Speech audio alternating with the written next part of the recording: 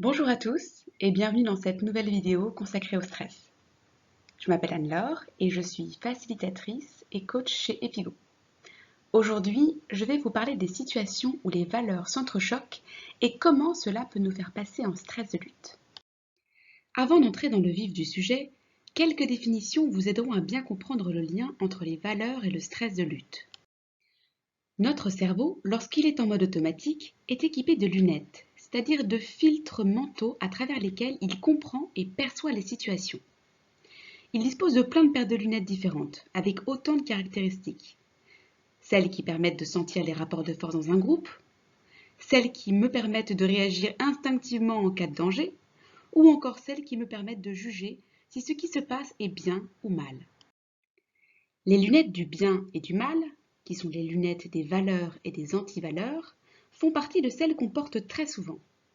Elles permettent de classer toutes les situations et les comportements des personnes rencontrées en deux catégories. Ce que j'aime versus ce que je n'aime pas. Ou alors ce qui est bon versus ce qui est mauvais. Ou ce qui est bien versus ce qui est mal. Ce que je valorise ou ce que je condamne. Les premières sont mes valeurs, les secondes mes antivaleurs. Alors d'où viennent nos valeurs et nos antivaleurs? Elles nous sont transmises par notre éducation parentale, par l'école, par les environnements sociaux dans lesquels on évolue. Ce sont en fait tous nos apprentissages ancrés dans notre cerveau depuis notre naissance. Ce qu'on a fait, qui a été récompensé et valorisé, est alors assimilé par le cerveau au plaisir. Et il va tout faire pour reproduire cette sensation. A l'inverse, ce qui a été condamné, puni, a fait ressentir à notre cerveau du déplaisir. On va donc tout faire pour éviter de reproduire cette situation ou y être confronté à nouveau. Par exemple, si vos parents étaient intraitables sur les gros mots ou la tenue à table, il est probable que votre cerveau ait fait de la grossièreté une antivaleur et qu'à votre tour, vous soyez choqué ou irrité par un voisin de tablée que vous qualifieriez de grossier parce qu'il mâche la bouche ouverte. Autre exemple, si dans votre école les enseignants valorisaient la compétition en récompensant à chaque trimestre les premiers de classe et que vous étiez souvent premier de classe, il est possible que la réussite personnelle soit devenue une valeur pour vous. Le versant positif de ces lunettes, donc les valeurs, est motivé par la recherche du plaisir et de la reconnaissance sociale. On voit qu'on a affaire à une valeur quand on commence une phrase par il faut ou je dois ou c'est bien de. Par exemple, c'est bien d'être gentil, poli, loyal, authentique, libre, à l'écoute, engagé, confiant, bienveillant, performant, excellent, etc. Le versant négatif de ces lunettes, nos antivaleurs, réagit pour nous éviter tout déplaisir, inconfort et aussi tout rejet social. Dès qu'on rencontre un comportement ou une situation qui nous confronte à ce qu'on a appris à détester, on va exprimer son intolérance, son jugement, en commençant souvent nos phrases par il ne faut pas, je ne supporte pas, c'est nul de. Par exemple, il ne faut pas être injuste, égoïste, violent, en retard, mou, paresseux, menteur, frimeur, de mauvaise humeur, en colère, bête, etc. Mais alors quel est le rapport avec le stress de lutte? Eh bien quand je porte mes lunettes d'antivaleur, je passe mon temps à être confrontée à elles. Dans le flot de nos interactions quotidiennes, à la maison, dans les transports, au travail, dans les magasins, nous rencontrons des situations et des comportements qui nous font alors réagir.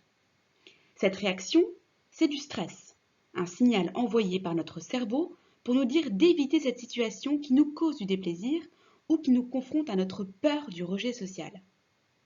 Et souvent, pas toujours, la forme du stress qui émerge quand on est confronté à une antivaleur, c'est du stress de lutte.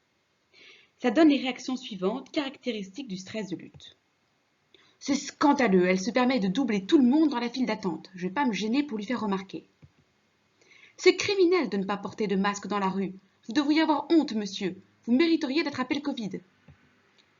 Et en plus, elle se permet de me donner des ordres alors qu'elle est au même niveau hiérarchique que moi. Je vais lui dire ce que j'en pense à cette pain-bêche. Quand je suis confrontée par le comportement de quelqu'un à mes peurs, mes intolérances, mes rigidités, mes préjugés, je suis alors coincée dans une posture de j'ai raison et l'autre a tort. Je suis dans le rejet et l'évitement ou alors je génère un conflit. L'autre, se sentant agressé, va probablement monter lui aussi en stress de lutte. Et c'est vite l'escalade qu'on a vu dans une vidéo précédente. En plus de ça, en exprimant mon jugement en stress de lutte, il y a des chances que je nie mes propres valeurs. Dans l'exemple de la grossièreté, si je m'adresse à mon voisin de tablé pour lui dire que c'est un dégueulasse mal élevé, je vais aussi nier mes propres valeurs de politesse et de bienveillance, ce qui ne va faire qu'empirer mon stress. Mais alors, que faire? L'objectif est de diminuer notre réactivité face à nos intolérances, c'est-à-dire ne plus partir en stress à la première antivaleur rencontrée. La première chose à remarquer, c'est que dans la flopée d'antivaleurs en nous, il y en a certaines qui nous font réagir plus que d'autres. Le premier travail à faire est donc d'identifier parmi les situations qui nous font monter en stress de lutte, l'antivaleur qui est touchée. Évoquez plusieurs mots, égoïsme, méchanceté, injustice, mauvaise foi, et cherchez ce qui résonne, ce qui vous fait réagir. Quand vous avez trouvé, cherchez maintenant la valeur qui lui correspond pour vous. Si votre antivaleur est la mauvaise foi, votre valeur pourrait être l'honnêteté, ou alors le courage, ou l'humilité. C'est propre à chacun. Cherchez là aussi ce qui résonne. Puis, vous allez pouvoir vous exercer à assouplir vos valeurs grâce à l'exercice du pack aventure. Prenons donc l'exemple d'Olivier, dont la valeur humilité a pour antivaleur la mauvaise foi. À chaque repas de famille, Olivier s'énerve, car son beau-père est systématiquement de mauvaise foi. Ça l'irrite profondément, et le ton finit à chaque fois par violemment monter. À force, la relation avec son beau-père se détériore, et Olivier culpabilise de ses réactions, a posteriori disproportionnées. Olivier va tenter d'assouplir ses valeurs pour diminuer sa réactivité. Il commence par noter sa valeur, l'humilité, puis son antivaleur, la mauvaise foi. Il ajoute des colonnes avantages et inconvénients pour chacun. Puis il commence à les lister, dans l'ordre des numéros, c'est important. La première est facile à remplir. Le mode automatique de son cerveau a toutes les réponses. Les inconvénients de la mauvaise foi, pour Olivier, sont qu'on ne trouve pas de solution ni d'issue avec quelqu'un de mauvaise foi, que la discussion devient inintéressante et stérile. Face à la mauvaise foi, je me sens impuissant.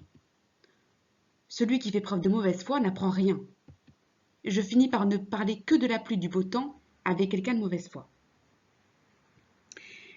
La seconde colonne, les avantages de l'humilité, sont tout aussi faciles et même agréables à remplir. Je me mets en question et je peux changer d'avis. Je peux alors apprendre de nouvelles choses. J'incite l'autre à être aussi humble en faisant preuve d'humilité. Si je fais preuve d'humilité, je ne donne pas de leçons aux autres. Je cesse d'avoir envie d'avoir raison et de montrer à l'autre qu'il a tort. Mais pour les inconvénients à l'humilité, la troisième colonne, les choses se corsent pour Olivier. Il n'en voit pas, bien sûr. Son mode automatique sèche, et il lui faut alors se connecter à son mode adaptatif, dans le préfrontal. Et c'est là où les premières réponses viennent, difficilement, mais à mesure que le préfrontal prend la main, les réponses deviennent plus fluides. Je peux donner l'impression de ne pas avoir d'avis quand je fais preuve d'humilité. Je peux me laisser marcher sur les pieds.